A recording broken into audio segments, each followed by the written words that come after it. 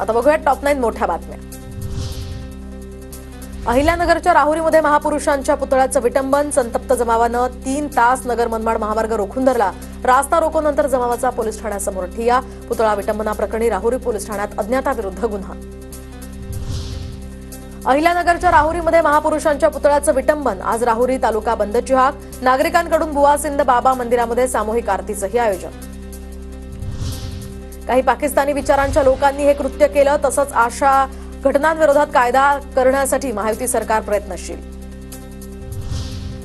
डोंबिवलीतील 65 बेकायदा इमारतीतील रहिवाशांना बेघर होऊ देणार नाही, मुख्यमंत्री देवेंद्र फडणवीसांचा इमारतीतील रहिवाशांना दिलासा। मुख्यमंत्र्यांच्या घोषणेनंतर आता व्हिडिओ सोशल मीडियावर व्हायरल।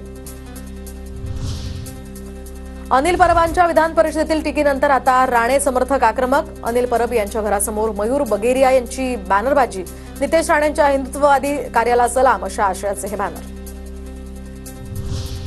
शरद पवारांच्या राष्ट्रवादी काँग्रेसची आज राष्ट्रीय कार्यकारिणीची बैठक, दुपारी 3 वाजता नवी दिल्लीमध्ये या बैठकीचं आयोजन। राष्ट्रवादी मधील नेते या बैठकीला उपस्थित राहणार। स्वारगेट अत्याचार प्रकरणातील आरोपीच्या न्यायालयीन कोठडीत आता वाढ, तर आरोपी दत्ता गाडेच्या न्यायालयीन कोठडीमध्ये 8 एप्रिलपर्यंत वाढ। प्रथम वर्ग न्यायदंडाधिकाऱ्यांच्या आदेशानं गाडेच्या कोठडीत वाढ। पूर्व विदर्भातील 6 जिल्ह्यांमध्ये शिवसेनेकडून संघटन बांधणीवर आता भर, तर पूर्व विदर्भातील 6 लोकसभा मतदारसंघात संपर्क प्रमुखांची नेमणूक।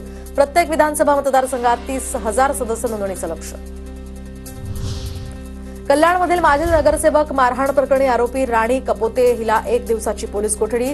रस्त्याच्या उद्घाटनावरून माजी नगरसेवक मोहन उगले यांना झाली होती मारहाण। मारहाणीचा व्हिडिओ सोशल मीडियावर व्हायरल।